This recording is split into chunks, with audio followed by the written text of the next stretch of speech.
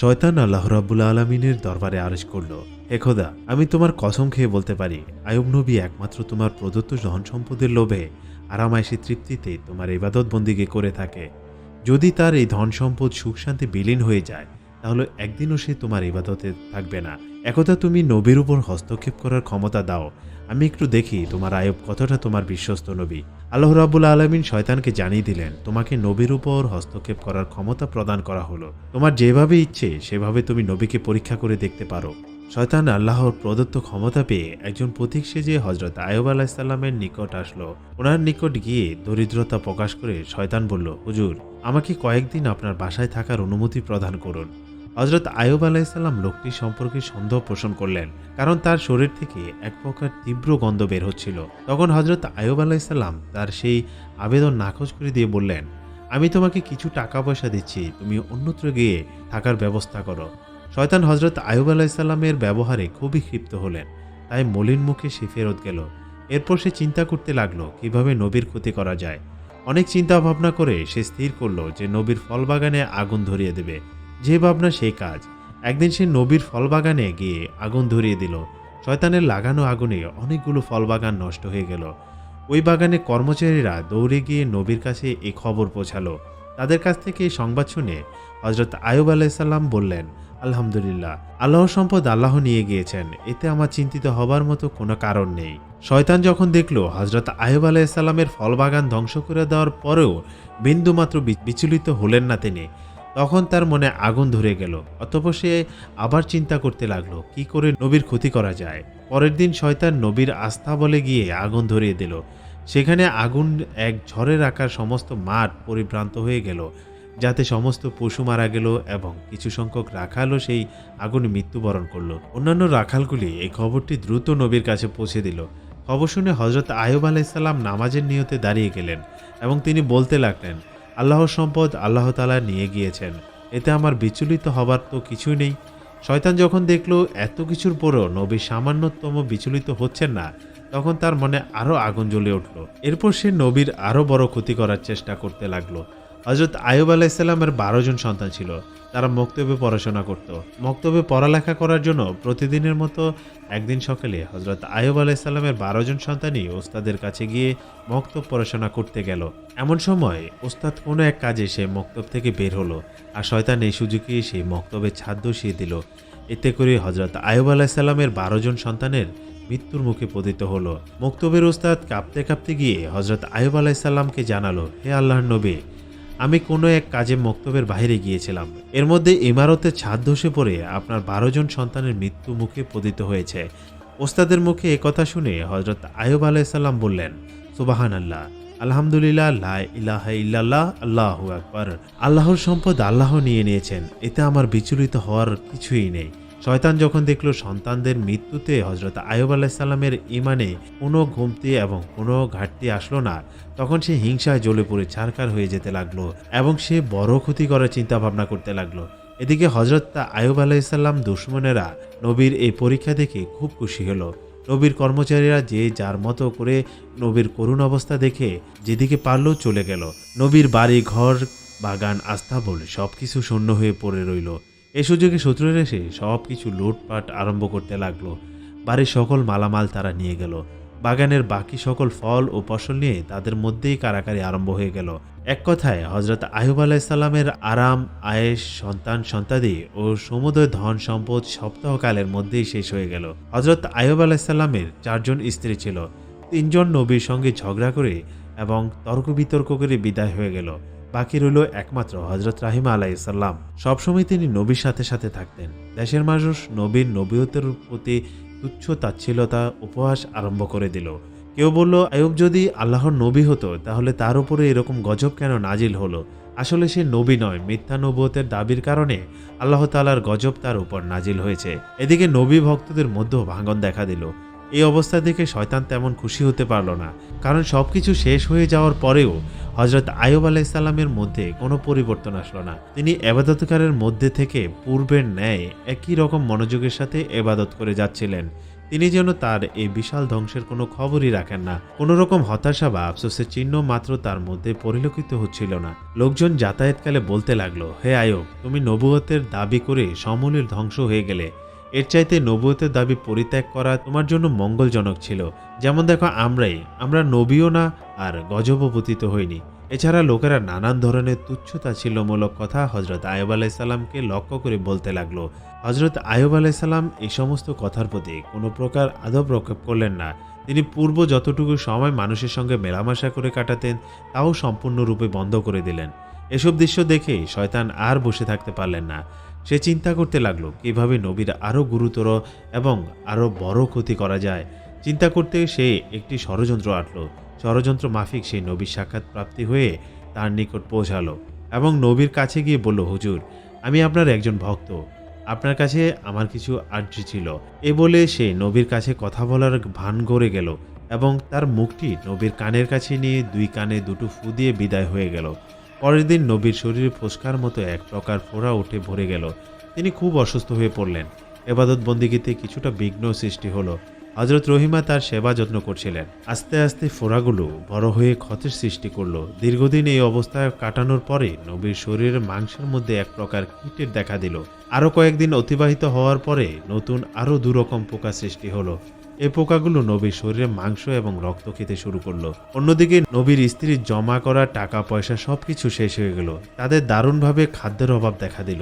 শুধু পানি পান করে নবী ও তার স্ত্রী রহিমা কয়েকদিন অতিবাহিত করলেন। তারপর আর ধৈর্য ধারণ করতে পারলেন না। হজরত রহিমা আলাইসাল্লাম হজরত আয়ুব আলাইসাল্লামের নিকট গিয়ে আরজ করলেন, হে আল্লাহর নবী, এখন আমাদের কাছে আর কিছুই নেই। অতএব গ্রামে গিয়ে মানুষের বাসায় কাজ করে উপার্জন করা ছাড়া আমাদের কাছে অন্য কোনো পথ নেই। আপনি যদি আমাকে অনুমতি দেন তাহলে আমি গ্রামে গিয়ে মানুষের বাসায় কাজ করে হালাল রুজি উপার্জন করতে পারতাম, আর তা দিয়ে আমাদের আহারের ব্যবস্থা করতে পারতাম। হজরত আয়ুব আলাইসাল্লামের স্ত্রীর মুখে সকল কথা শুনে অনেকক্ষণ কাঁদলেন। তারপর তিনি বললেন, হে রহিমা, তোমাকে কষ্ট দেবার কোনো মন মানসিকতাই আমার ছিল না, কিন্তু আমি অত্যন্ত অসুস্থ হয়ে পড়েছি, তাই বাধ্য হয়ে তোমাকে অনুমতি দিতে হচ্ছে। তুমি যাও, মানুষের বাসায় গিয়ে কাজ করো, তারপরেও তো কিছু হালাল রুজি উপার্জন করা যাবে।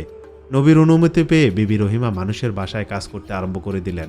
এদিকে গ্রামবাসী আয়ুব আলাইসাল্লামের শরীরের অবস্থা দেখে অত্যন্ত ভীত সংকুষ্ট হয়ে পড়লেন। ঘৃণায় তাদের শরীর গিরগির করতে লাগলো। এছাড়া মাংস পচার গন্ধে মানুষ অতিষ্ঠ হয়ে পড়ল। তাই একদিন তারা হজরত আয়ুব আলাইসাল্লামের নিকট উপস্থিত হয়ে বলল, হে আয়ুব, তুমি অতি সত্বর আমাদের এই গ্রাম ছেড়ে অন্যত্র চলে যাও, না হলে আমরা তোমাকে বের করে দিতে বাধ্য হব। হজরত আয়ুব আলাইসাল্লামের সঙ্গে মাত্র 3 জন লোক ছিল তখন। একজন ছিলেন তার স্ত্রী রহিমা, আর 2 জন হজরত আয়ুব আলাইসাল্লামের শিষ্য ও ভক্ত। সবসময় তারা হজরত আয়ুব আলাইসাল্লাম নবীর দেখাশোনা ও সেবা করত। গ্রামবাসীদের ক্রমাগত চাপের মুখে হজরত আয়ুব আলাইসাল্লামের শিষ্যরা তাকে বহন করে অন্য গ্রামে চলে যাওয়ার জন্য রওনা করলো। অনেকক্ষণ পথ চলার পর তারা অপরের গ্রামে উপস্থিত হলো। সেই গ্রামের লোকেরা হজরত আয়ুব আলাইসাল্লামের শরীরের অবস্থা দেখে বলল, তোমরা এখনই একে নিয়ে অন্যত্রে চলে যাও, না হলে আমরা তাকে মেরে এখান থেকে তাড়িয়ে দেব। এভাবে শিষ্যরা 7টি গ্রাম হজরত আয়ুব আলাইসাল্লামকে নিয়ে ঘুরল, কিন্তু কোনো গ্রামের লোকেরাই হজরত আয়ুব আলাইসাল্লামকে আশ্রয় দিল না। তখন শিষ্যরা বিরক্ত হয়ে গেল এবং রাস্তার পাশে ময়লা ও আবর্জনা ফেলার স্থানে গাছের ছায়ায় হজরত আয়ুব আলাইসাল্লামকে রেখে দিয়ে বিদায় গ্রহণ করল। বিদায়ের প্রাককালে তারা বলাবলি করতে লাগলো, হজরত আয়ুব আলাইসাল্লাম আল্লাহর নবী হওয়া সত্ত্বেও তার উপরে এই ধরনের মুসিবত কেন আসলো? অন্যজন উত্তর দিল, হয়তোবা তিনি আল্লাহ তাআলার মর্জির বিপরীতে কোনো কাজ করেছেন, না হয় তার এই পরিণতি কেন হবে। তারা একজন আরেকজনকে বলল, নবী যখন আল্লাহর মনোনীত কার্যকলাপ থেকে বিচ্ছেদ হয়েছে তখন আর তার পেছনে থেকে আমাদের কোনো লাভ নেই, চলো আমরা এখান থেকে চলে যাই। দুজনে এ ব্যাপারে একমত হলো এবং হজরত আয়ুব আলাইসাল্লামকে গাছের নিচে রেখেই তারা বিদায় গ্রহণ করলো। হজরত রহিমা হজরত আয়ুব আলাইসাল্লামকে ছেড়ে যাওয়ার পাত্রী নন। তিনি সদা সর্বদা নবীর খেদমতে ব্যস্ত থাকতেন। দিনের কিছু সময় মানুষের বাসায় গিয়ে কাজ করতেন। যা সামান্য উপার্জন করতেন তা দ্বারা স্বামীর জন্য ওষুধ এবং খাবারের ব্যবস্থা করতেন। এভাবে দীর্ঘদিন অতিবাহিত হয়ে গেল। হজরত আয়ুব আলাইসাল্লামের শরীরে কত কীট মরে যায়, আবার কত নতুনভাবে কত কীট জন্মগ্রহণ করে। এভাবে দিন দিন কীটের সংখ্যা বাড়া ছাড়া আর কমে না, আর শরীরে সামান্য হাড্ডি মাংস ছাড়া আর কিছুই অবশিষ্ট ছিল না। একদিন হজরত আয়ুব আলাইসাল্লামের শরীর থেকে কয়েকটি কীট গড়িয়ে পড়ে গেল। তখন হজরত আয়ুব আলাইসাল্লামের স্ত্রী রহিমাকে ডেকে বললেন, রহিমা, মানুষ মাটির তৈরি। মানুষ মৃত্যুবরণ করার পর তার শরীরের হাড্ডি মাংস পুনরায় মাটিতে পরিণত হবে। মাঝখানে আল্লাহর কিছু পোকা যদি এই মাংস ও রক্ত খেয়ে কিছুটা তৃপ্তি লাভ করতে পারে, এতে আপত্তি কিসের? এতে অত্যন্ত ওদের খাবার দানের পূর্ণতা পাওয়া যাবে। অতএব যে কীটগুলো গড়িয়ে মাটিতে পড়ে গেছে ওইগুলোকে উঠিয়ে পুনরায় আমার শরীরের সঙ্গে লাগিয়ে দাও। হজরত রহিমার স্বামীর আদেশ অনুসারে গড়িয়ে পড়া কীটগুলোকে পুনরায় উঠিয়ে তার শরীরের সঙ্গে লাগিয়ে দিলেন। একদিন হজরত রহিমা আলাইসাল্লাম গ্রামে গিয়ে কোনো কাজ পেলেন না। তখন তিনি খুবই দুশ্চিন্তাগ্রস্ত হয়ে পড়লেন। কাজের জন্য তিনি হন্যে হয়ে সারা গ্রামে ছুটে বেড়াতে লাগলেন, কিন্তু কোথাও কোনো কাজ পেলেন না। অবশেষে তিনি একজন মহিলার কাছে গিয়ে বললেন, আপনি আমাকে আজকের জন্য কিছু অর্থ ধার দিন, আমি আপনাকে আগামী দিন সেই অর্থ আপনাকে পরিশোধ করে দেব। আমার স্বামী অত্যন্ত রোগাগ্রস্ত, আমি আজকে কোনো কাজের ব্যবস্থা করতে পারিনি। আপনি যদি আমাকে কিছু অর্থ ধার দিতেন তাহলে সেই অর্থ দ্বারা আমি আমার স্বামীর জন্য ওষুধ ও খাবার নিয়ে যেতে পারতাম, আর না হলে আমার স্বামীকে না খেয়ে থাকতে হবে। আপনি আমার প্রতি এতটুকু দয়া করুন। মহিলা হজরত রহিমার কথা শুনে বলল, আমি কাউকে টাকা ধার দেই না। জীবনে অনেক মানুষ টাকা ধার দিয়েছি, কিন্তু তারা কেউ আজ পর্যন্ত আমার টাকা ফেরত দেননি। অতএব তোমার এই বাহুতাবাজির অভিনয় বাদ দিয়ে সোজা বাড়ির পথ দেখো। আমি কোনো টাকা তোমাকে ধার দিতে পারবো না। হজরত রহিমা আলাইসাল্লাম বললেন, তবে আমাকে কিছু কাজ দিন, সেই কাজের বিনিময়ে না হয় আমাকে টাকা দেবেন। মহিলা বলল, আমার কাছে কোনো কাজ নেই, তবে আমি তোমাকে এক শর্তের বিনিময়ে টাকা ধার দিতে পারি। তোমার মাথার চুলগুলো আমার খুব পছন্দ হয়েছে। তুমি যদি তোমার মাথার চুলগুলো কেটে আমাকে দিয়ে দাও, সেই চুলগুলো বিনিময়ে আমি তোমাকে কিছু টাকা দিতে পারি। হজরত রহিমা আলাইসাল্লাম বললেন, হে মহিষী নারী, আমার স্বামী অত্যন্ত রোগাগ্রস্ত, তার সমস্ত শরীর পোকায় খেয়ে ফেলেছে। তিনি কোনো কঠিন জিনিস স্পর্শ করতে পারেন না। তিনি যখন বিছানা থেকে ওঠেন তখন আমার মাথার চুল ধরে বিছানা থেকে ওঠেন। আমি যদি মাথার চুলগুলো কেটে আপনাকে দিয়ে দেই তাহলে আমার স্বামী কি ধরে বিছানা থেকে উঠবেন? তখন সেই মহিলা বলল, ঠিক আছে, তাহলে তুমি তোমার মাথার অর্ধেকটা চুল কেটে দিয়ে দাও, আমি সেই অর্ধেক চুলের বিনিময়ে তোমাকে কিছু টাকা দেব। হজরত রহিমা আলাইসাল্লাম চতুর্দিকে নিরুপায় হয়ে শেষ পর্যন্ত মহিলার কথায় রাজি হয়ে গেলেন এবং তার মাথার অর্ধেক চুল কেটে তাকে দিয়ে দিলেন এবং তার বিনিময়ে কিছু অর্থ গ্রহণ করে সেই অর্থ দ্বারা স্বামীর জন্য কিছু আহার ও ওষুধ ক্রয় করে নিয়ে বাড়ির পথে রওনা করলেন। শয়তান যখন দেখল হজরত রহিমা আলাইসাল্লাম তার মাথার অর্ধেক চুল কেটে ফেলেছেন, শয়তান এটিকে হজরত আয়ুব আলাইসাল্লাম এবং বিবি রহিমার মাঝে ভুল বোঝাবুঝির জন্য এটিকে মক্ষম সুযোগ হিসাবে গ্রহণ করলো।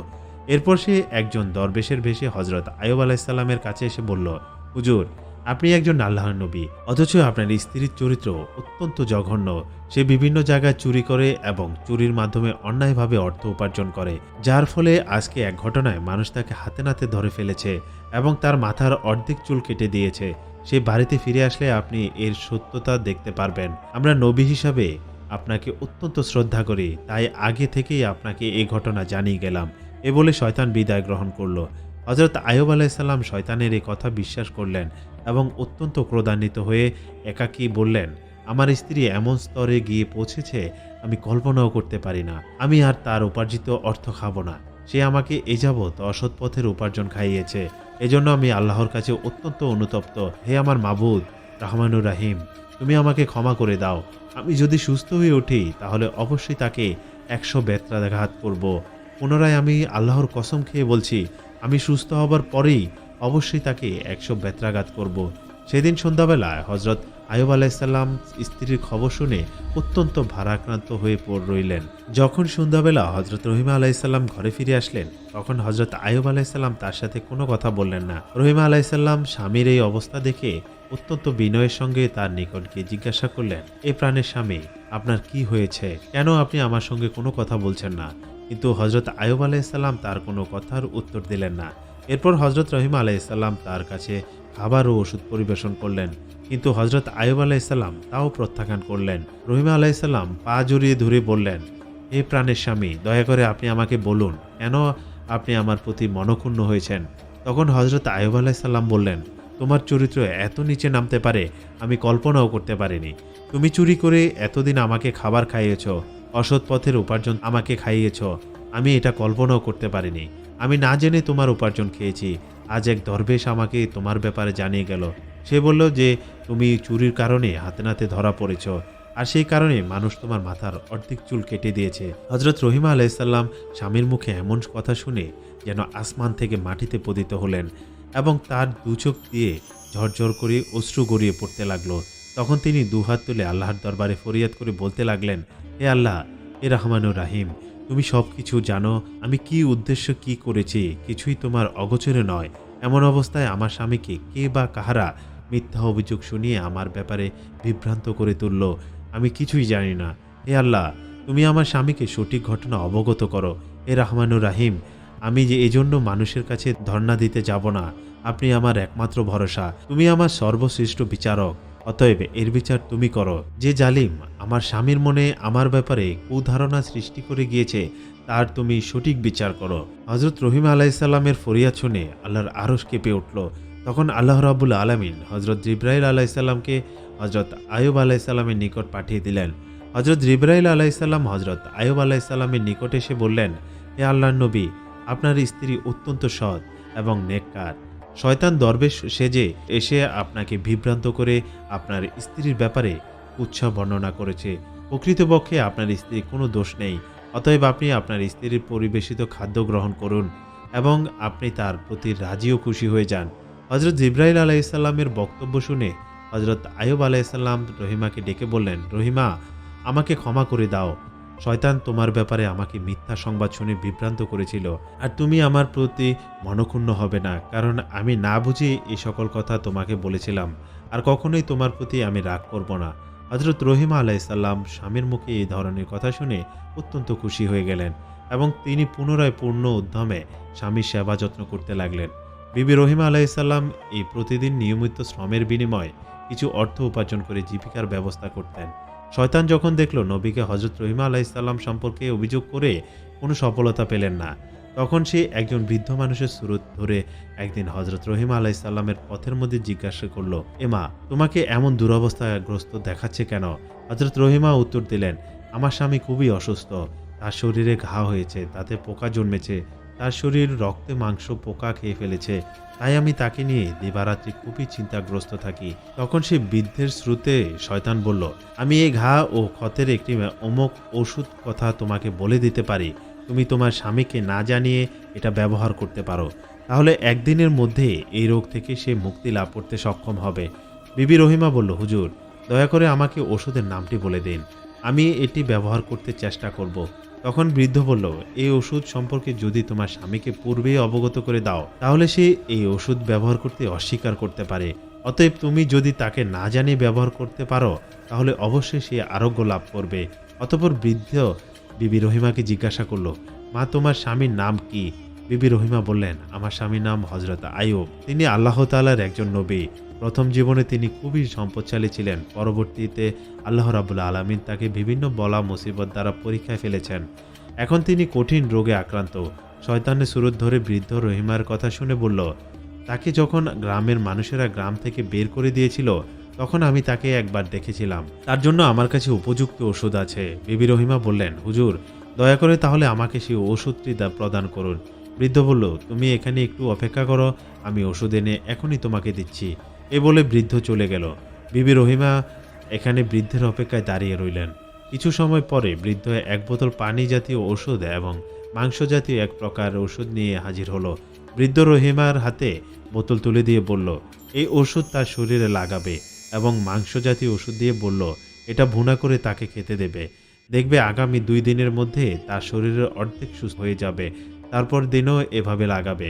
2 দিনের মধ্যেই তিনি আরোগ্য লাভ করবেন। হযরত আইয়ুব আলাইহিসসালাম আল্লাহর নবী, আমাদের প্রিয় পথ প্রদর্শক। তার প্রতি আমাদের প্রাণের গভীর আকর্ষণ রয়েছে। অতএব তার সামান্য উপকার করতে পারলে নিজেকে ধন্য বলে মনে করব। আমি তার একজন কঠিন ভক্ত, কিন্তু শত্রুর সতর্ক বিরোধিতার কারণে আমি তার কোনো খোঁজখবর নিতে পারিনি। তবে আগামীতে আমি সরাসরি তার নিকট দেখা করব।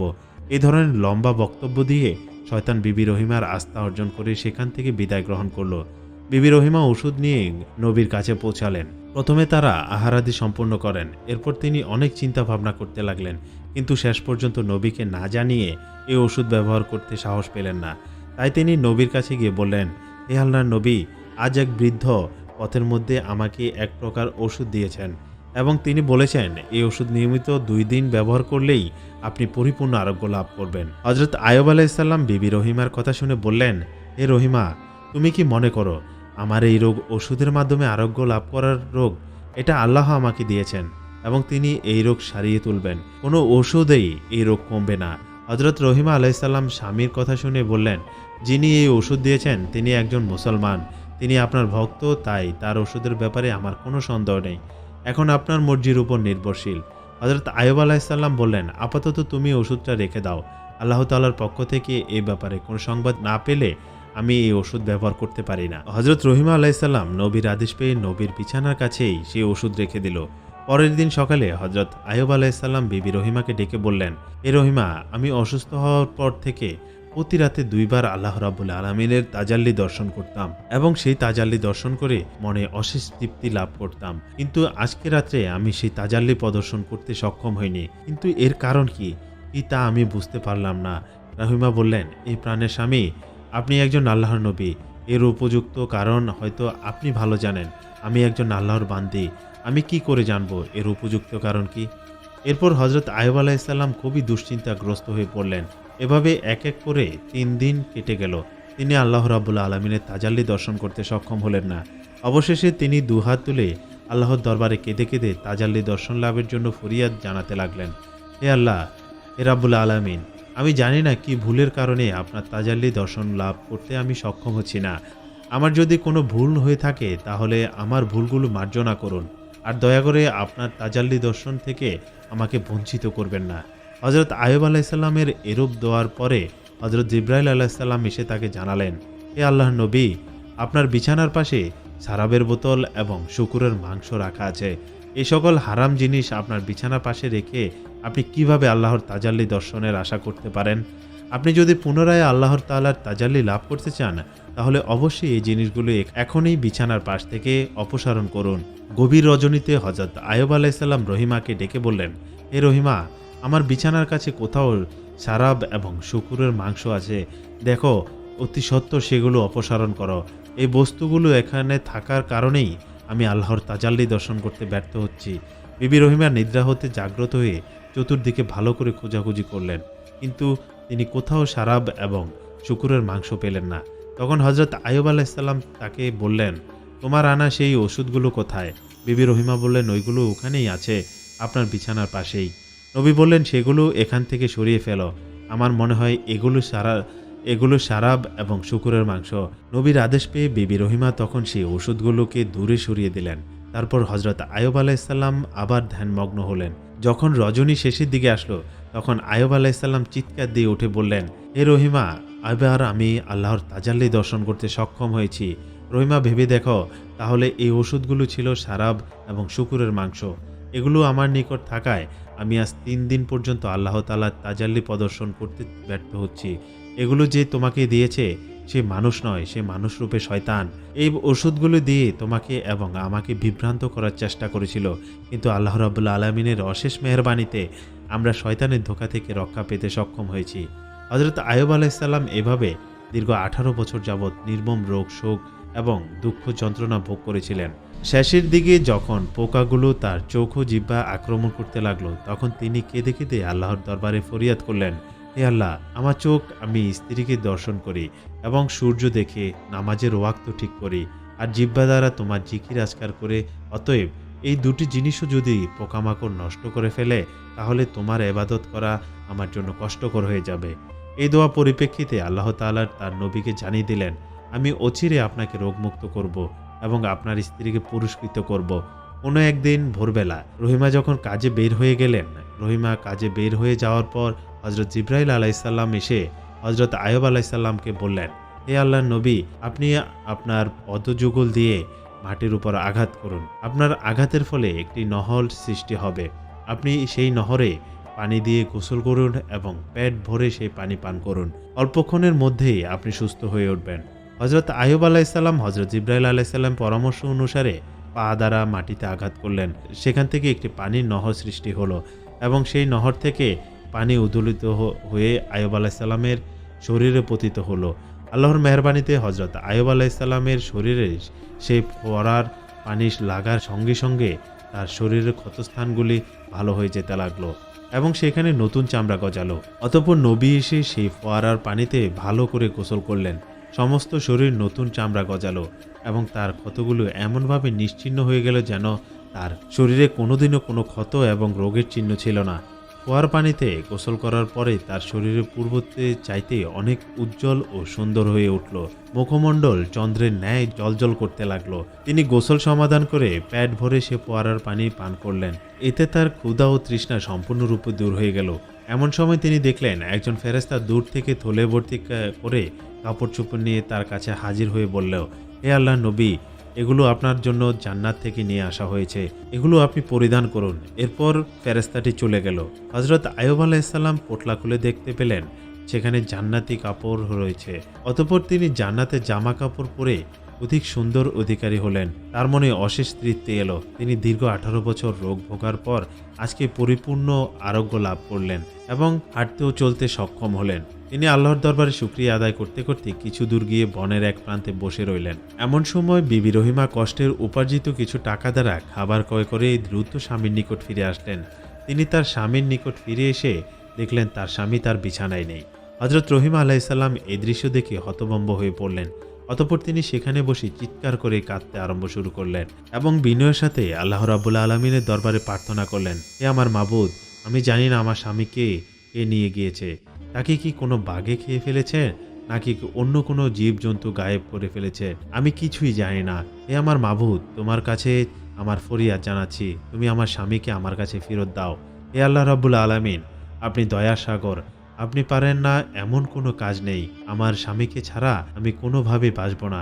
এভাবে অনেকক্ষণ যাবৎ হযরত রহিমা আলাইহিস সালাম রাব্বুল আলামিনের দরবারে ফরিয়াদ করার পরে উঠে দাঁড়ালেন এবং তিনি এদিক সেদিক ছোটাছুটি করে হযরত আইয়ুব আলাইহিস সালামকে খুঁজতে লাগলেন। তিনি দেখতে লাগলেন কোথাও হযরত আইয়ুব আলাইহিস সালামের কোনো চিহ্ন খুঁজে পাওয়া যায় কিনা। তিনি অনেকক্ষণ ছোটাছুটি করার পর তিনি হযরত আইয়ুব আলাইহিস সালামের কোনো চিহ্ন কোথাও খুঁজে পেলেন না। এরপর তিনি দেখতে পেলেন দূরে এক ব্যক্তি সুন্দর পোশাক পরিচ্ছদ করে বসে আছেন। তিনি সেই ব্যক্তির নিকট গিয়ে জিজ্ঞাসা করলেন, জনাব, এখানে গাছের নিচে একজন রোগী ছিল, আপনি কি তার কোনো খবর জানেন? হযরত আইয়ুব আলাইহিস সালাম এতক্ষণ দূরে বসে হযরত রহিমা আলাইহিস সালামের এই অবস্থা পর্যবেক্ষণ করছিলেন। তৎক্ষণাৎ তিনি হযরত রহিমা আলাইহিস সালামের কাছে তার পরিচয় প্রকাশ করলেন না। তিনি হযরত রহিমা আলাইহিস সালামকে বললেন, রোগী তোমার কি হয়? রহিমা আলাইহিস সালাম বললেন, তিনি আমার প্রাণের স্বামী ছিলেন। তিনি আল্লাহর একজন নবী ছিলেন। তার নাম হযরত আইয়ুব আলাইহিস সালাম। তিনি দীর্ঘ 18 বছর যাবৎ রোগাগ্রস্ত অবস্থায় এখানে ছিলেন। একমাত্র আমি তার দেখাশোনা করতাম। কিন্তু আজকে কাজের পরে ফিরে এসে দেখি আমার স্বামীকে দেখতে পাচ্ছি না। আমি জানি না আমার স্বামী এখন কোথায় আছে, কী অবস্থায় আছে। তাকে কি কোনো বাঘে খেয়ে ফেলেছে না অন্য কোনো প্রাণী নিয়ে গেছে? আপনি যদি তার কোনো খোঁজ বা সংবাদ জেনে থাকেন দয়া করে একটু আমাকে জানাবেন। হযরত আইয়ুব আলাইহিস সালাম তখন রহিমা আলাইহিস সালামকে জিজ্ঞাসা করলেন, আপনি যদি আপনার স্বামীর চেহারা দেখেন তাহলে আপনি কি আপনার স্বামীকে চিনতে পারবেন? হযরত রহিমা আলাইহিস সালাম উত্তর দিলেন, কি বলেন জনাব, যে স্বামীর দীর্ঘ 18 বছর যাবৎ আমি খেদমত করলাম তার চেহারা দেখলে আমি তাকে চিনতে পারবো না? এরপর হযরত আইয়ুব আলাইহিস সালাম তার চেহারা দেখে কাপড় সরিয়ে ফেললেন এবং বললেন, দেখুন তো এই ব্যক্তিকে চিনতে পারেন কিনা। বিবি রহিমা আলাইহিস সালাম যখন হযরত আইয়ুব আলাইহিস সালামের নুরানি চেহারার দিকে দৃষ্টিপাত করলেন তখন তিনি হাউমাউ করে কেঁদে উঠলেন এবং তাকে জড়িয়ে ধরে বললেন, আল্লাহর নবী, আল্লাহ রাব্বুল আলামিন আপনাকে এভাবে সুস্থ করে তুলবেন আমি কল্পনাও করতে পারিনি। আমি তো আপনার চিন্তায় অস্থির হয়ে পড়েছিলাম। আল্লাহর দরবারে লাখো কোটি শুকরিয়া যে তিনি আপনাকে সুস্থ করে দিয়েছেন এবং পুনরায় আমার কাছে ফিরিয়ে দিয়েছেন। এভাবে স্বামী এবং স্ত্রী অনেকক্ষণ যাবৎ কান্না করতে লাগলেন এবং আল্লাহ রাব্বুল আলামিনের দরবারে দুজনই অশেষ কৃতজ্ঞতা জ্ঞাপন করলেন। হযরত আইয়ুব আলাইহিস সালাম তখন বিবি রহিমাকে বললেন কিভাবে তিনি সুস্থ হলেন এবং কিভাবে হযরত জিবরাইল আলাইহিস সালাম তাকে সুস্থ করার জন্য নহর সৃষ্টি করে দিলেন। আর হযরত আইয়ুব আলাইহিস সালাম তার স্ত্রীকে সেই নহরে গোসল করার জন্য অনুরোধ করলেন। স্বামীর কথা মতো হযরত রহিমা আলাইহিস সালাম ওই নহরে গোসল করলেন। সেই নহরে গোসল করার সাথে সাথেই হযরত রহিমা আলাইহিস সালামের চেহারাও চাঁদের মতো জ্বলজ্বল করতে লাগলো। 18 বছরের যুবতীর ন্যায় শরীরের রূপ লাবণ্য ফিরে আসলো। এরপর হযরত আইয়ুব আলাইহিস সালাম তার স্ত্রীকে নিয়ে বাড়ির দিকে ফিরে আসার জন্য পথ অতিক্রম করতে লাগলেন। তারা তাদের বাড়িতে এসে দেখলেন তাদের দালান কোঠা সব পূর্বের মতো অক্ষয় অবস্থায় রয়েছে। অতঃপর তারা ভেতরে প্রবেশ করে দেখলেন তাদের ছেলেমেয়েরা সেখানে বসে খেলাধুলা করছে। পিতামাতাকে দেখে তারা সকলে এসে তাদেরকে জড়িয়ে ধরল এবং তারা জিজ্ঞাসা করল, আপনারা কয়েকদিন যাবৎ কোথায় ছিলেন? হযরত আইয়ুব আলাইহিস সালাম বললেন, আমরা আল্লাহর দাওয়াতে গিয়েছিলাম। তখন ছেলেমেয়েরা হাউমাউ করে কেঁদে উঠল এবং তাদেরকে বলল, কেন আপনারা আমাদেরকে একা রেখে দাওয়াতে গিয়েছিলেন? উত্তরে হযরত আইয়ুব আলাইহিস সালাম বললেন, তা তোমাদেরকে পরে বলবো। ওইদিকে মাঠ থেকে পুনরায় রাখালগণ এসে বলল, হে আল্লাহর নবী, আপনার পশু পাখি বাগ বাগিচা যা ধ্বংস হয়েছিল আজকে তা আবার পুনরায় আমরা আগের অবস্থায় ফিরে পেয়েছি। এগুলো এভাবে সব আগের অবস্থায় ফিরে এসেছে, আমরা কিছুই জানি না। কিছুক্ষণ পর কয়েকজন খাদেম এসে বলল, হুজুর, আপনার ধন দৌলত আসবাবপত্র মানুষ যা যা লোভ করে নিয়েছিল তা সম্পূর্ণরূপে আমরা ফিরে পেয়েছি। সমস্ত মালামালপত্র আমাদের এই প্রাসাদের একটি কক্ষে রক্ষিত আছে। হযরত আইয়ুব আলাইহিস সালাম আরও কয়েকজন পুরাতন খাদেম এসে তার বন্ধু বান্ধব ও উন্নয়নের আগমন খবর নেওয়ার কথা নবীকে জানালেন। নবী সকল খবর শুনে পুনরায় আল্লাহ রাব্বুল আলামিনের ইবাদতে মশগুল হয়ে পড়লেন। হযরত জিবরাইল আলাইহিস সালাম নবীকে এসে বললেন, হে আল্লাহর নবী, আপনি রোগাগ্রস্ত অবস্থায় রহিমার চুল কাটার ঘটনা শুনে ক্রোধান্বিত হয়ে কসম খেয়ে বলেছিলেন যে তাকে 100 বেত্রাঘাত করবেন। যে ক্ষেত্রে আপনি যে ঘটনার জন্য কসম খেয়েছিলেন তা মিথ্যা বলে পরিণত হয়েছে বটে, কিন্তু আপনার সত্যের কসম বাতিল হয়নি। অতএব আপনি 100 গমের শীষ একত্রিত করে বিবি রহিমার শরীরে মৃদু স্পর্শ করুন, তাতে আপনার কসমের স্বার্থপূর্ণ হয়ে যাবে এবং হযরত রহিমা আলাইহিস সালাম কোনো কষ্ট হবে না। জিবরাইল আলাইহিস সালামের এই পরামর্শ অনুসারে তখন হযরত আইয়ুব আলাইহিস সালাম 100 গমের শীষ একত্রিত করে বিবি রহিমার শরীরে একবার মৃত আঘাত করলেন। এতে নবীর কসম পূর্ণ হয়ে গেল এবং বিবি রহিমারও কোনো কষ্ট হলো না। প্রিয় দর্শক বন্ধুরা, শয়তান হযরত আইয়ুব আলাইহিস সালামকে অসংখ্যবার চ্যালেঞ্জ করেছিল, কিন্তু হযরত আইয়ুব আলাইহিস সালামকে তিনি কোনোভাবে বিভ্রান্ত ও পথভ্রষ্ট করতে পারেননি।